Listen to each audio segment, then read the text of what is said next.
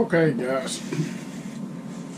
I've been asked several questions about the products and stuff that I use, and I 99% of the time, the only thing that I'm going to be doing is dragging baits, and what that means, or drifting, and what that means is I'm using the trolling motor or the wind to move me at a very slow speed to cover more ground to find biting fish.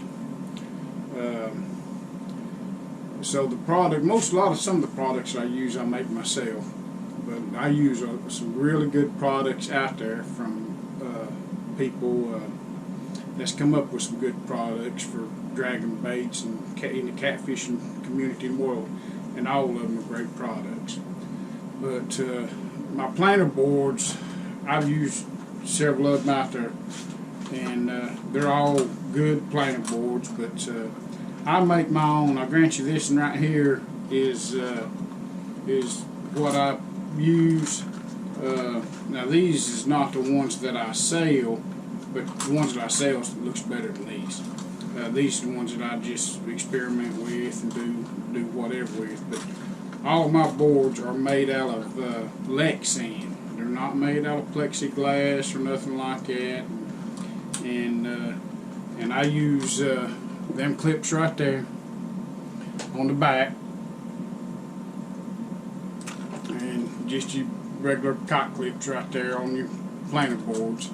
But like I say, this is just the ones that I've come up with for the final product. But this, I mean, they don't look. This one right here is ragged. They don't look like it. They a whole lot better painted and everything else and all that. But I don't. The ones that I build to sell, I don't run on my boat. But it's the same board. It's the same board. But I don't care what mine look like. But now, that being said, I love pulling planer boards, and I'll pull from 4 to 6 to 8 planer boards. A trip depends on the wind. Now, if you got a real strong wind, I don't pull boards. If it's real choppy and stuff, I won't pull no more than 4 boards, because you ended up with a bunch of mess if you don't. But now the weights that I use, y'all see me in some of my videos using the standing sticks from Bloodline Tackle. I tell you what, these are jam up product right here. I do use them. These are the best deal right there at slow speeds and real calm, where you don't want to stir up a bunch. These right here do real good, and they pull real smooth. But the standing stick from Jerry Droughty, Bloodline Tackle, check him out. Those right there work good. And also he's got a dragon weight, like the old style like out Santee. The drag, I think this one right here is probably a 2 ounce, might be 1.5 ounces. I think this is a 2 ounce weight right here. But these work real well, and they are jam up. So check old Jerry out on Bloodline Tackle. He's got so much other stuff that I can't name them all, and he also has got Demon Doll style rattles. They're called the Cat and Shads, and this is the Cat and Shads right there. That's the 3-inch one right there. That's a 3-inch Cat and Shad right there. And but he's got, let's see, he's got the 5-inch ones too. He's got the 5-inch ones. You can see that right there. I mainly use a lot of the 5-inch ones on there, but those right there, they got the 4 eyes on them to run your strings through. But that's what I use. And now, but you ain't gotta have them. You really ain't gotta have them, because I just tell you what, a 3-inch peg float works real well, and I'll explain all that here in a minute on the way we do and set up as us as catfishermen. If you're new to catfishing, I'll get a little more detail on it. And And I use my dragon weights too that I make, that I put a little swivel in them, and I use them right there a whole lot. And but that's it, ounce and a half. But now, I've always used floats. Y'all see me use floats out the back of the boat, and usually I use a ready rig float with it's a good float. But and they're pretty durable, but they ain't as durable as the float that I'm about to show you now. Patriot Catfishers on YouTube and on Facebook. Check him out, James Smith. He has got the Catfish Bobber, Patriot Bobbers, and this is a jam up little old product right here. But his first design, he's going to have more of an optional what you can use. But he had a snap swivel on the bottom. Well, he's got snap swivels on the bottom that you hook your line to. But he also sends you, when you buy his floats, with the bobber stop and the beads right there when you want to suspend. When you want to suspend fish. Well, I pull baits behind the boat like I do planer boards. Them two suspending rods that I got out behind the board, they ain't suspended, that I've got thrown out behind the boat dragging, are on floats. And this right here works real well. So what I've done is just cut the snap part off of the snap swivel, and I just put an O-ring, keychain O-ring on it. And on that clip right there, you clip that clip right there to your float. I mean to your line right there. And you clip that right there to your line. When this thing pulls out, it will be just like that right there. And another thing, this thing has got the lightning bug lights on the top of them. And you can't beat them right there. I really like them. They video that when I went and fished Saturday, I put 30-foot plus fish in the boat, and a lot of them come on the Patriot Catfisher floats, floating out the back of the boat. I think that right there helps a whole lot, because I think when that rod's just dragging out the back of the boat, where it don't matter how far you got it out back there, you steadily got pressure on that line, and it's steadily getting hung up and jerking like that right there. You see what I'm saying? And plus, when a fish hits it, it's already trying to load up on the rod. And I think, and now this is my opinion, everybody can take this as they want, but it's just my thought. When you got that line going out to the float, then your line coming down off the float to the bottom, that's not a straight line. They got more pull right there, they got more forgive right there. When they grab hold of that bait, I don't think they can feel much of a resistance pulling back till they get the slack out of it, you know. And I think that's the same for planer boards. When they go outside the boat and you got it going this way, then the line's going back, well, that's not a straight line. So that gives them a little more pull, that I think that they'll take that bait longer than they would if it's suspended directly behind the boat, as far as how it loads up on that rod.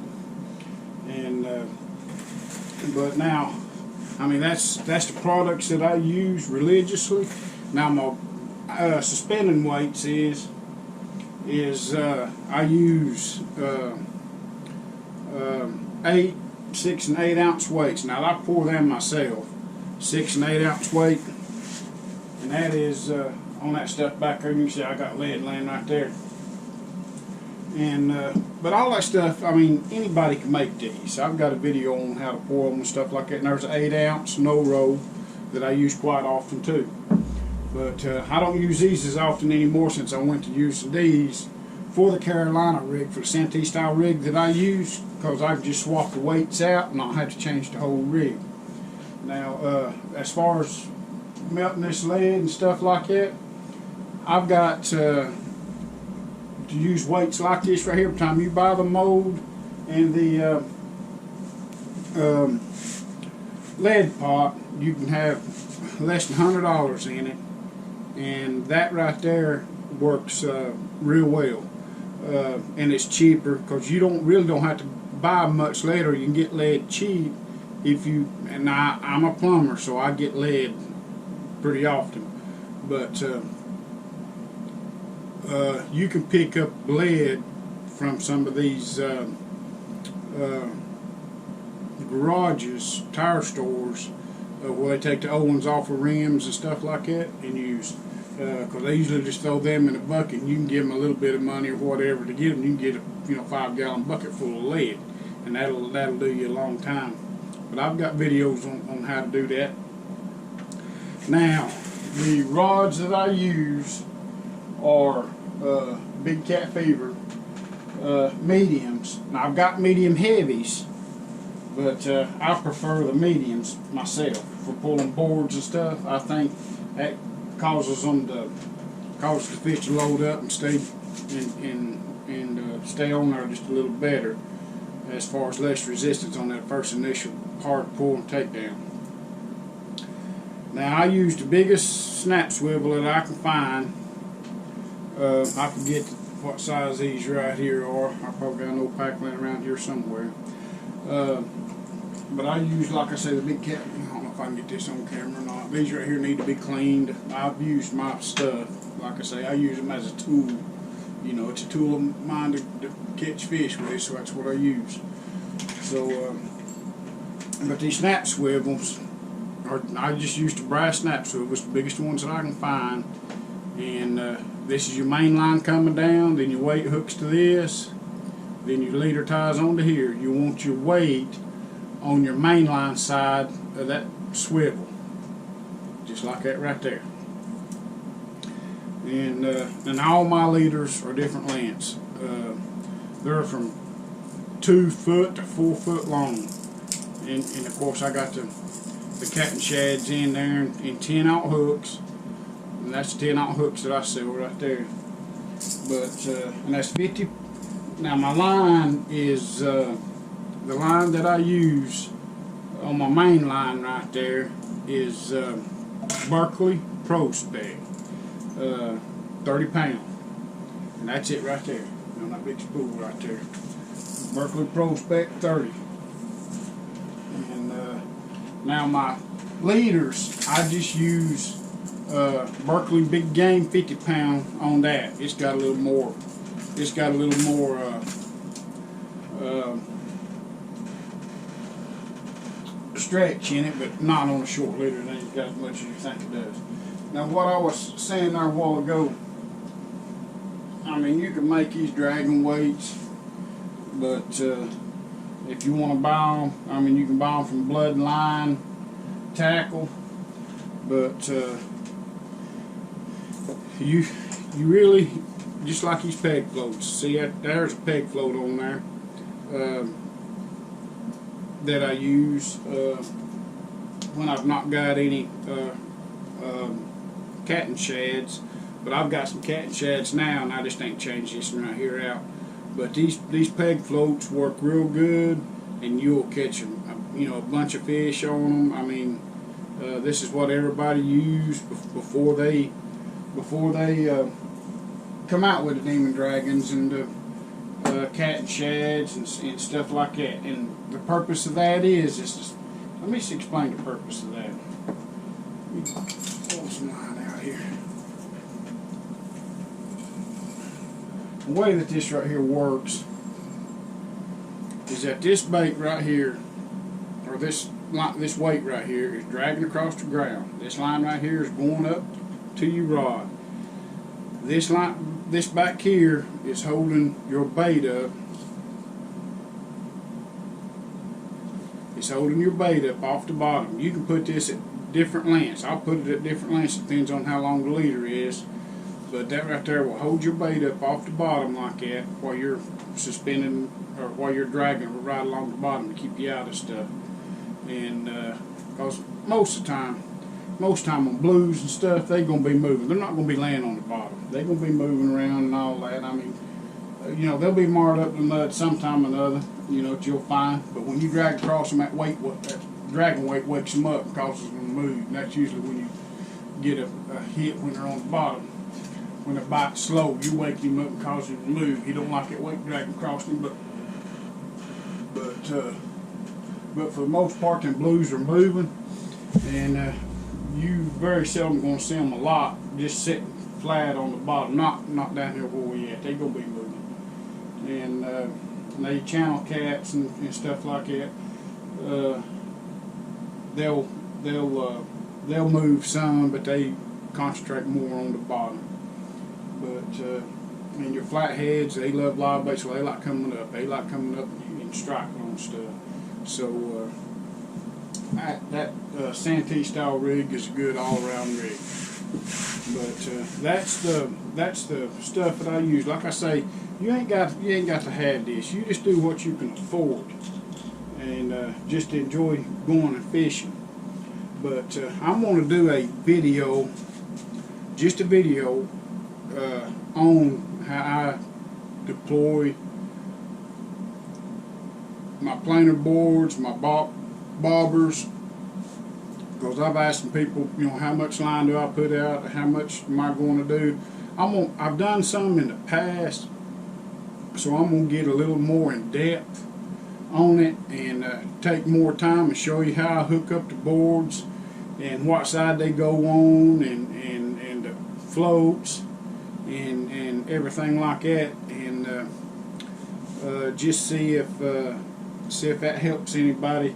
If y'all are interested on me doing a video like that, just say something in the comments on it, and we'll see what we can make happen from there. But if you have any questions on anything that I've showed you here, feel free to ask in the comments. And I was trying to think if there's anything else. I think that's about it on everything that I use. Now the reels that I use, now granted, these reels, I don't know, I've been using these reels about 2.5 years. I've took 2 of them apart and cleaned them and put them back together, and they going strong. When they started making a little noise or something, I take them apart and clean them, put them back together, and they keep it right on going. And they really surprising me. Is these Catfishing Rover reels. This is the Rover 60, and you can get these reels right at $50. You know, $52, $48. The 50s are last ones I bought. The 50 series was $48, and the 60 series was like $52. They may be $1 or $2 more now. I don't know. Depends on where you get it at, I'm sure. But y'all have any questions, feel free to ask in the comments, and let me know about that video. If y'all want me to do a video on step by step on how I deploy, I'll try to get somebody on the boat with me to help film that, on what I do and how many, depends on the weather, the reason why I'm putting so many boards out, and how far of the lines that I'm putting out. That way, because I've been having a lot of questions, but I want to get enough people's interest in it, because I'd hate to put a video out there that will only get, you know, 10 or 15 views that people really wasn't interested in. So if I get enough responses on to do that, I'll do one this weekend and probably have it up first of the week. But just let me know in the comments on this video, and let me know what you think. Thanks.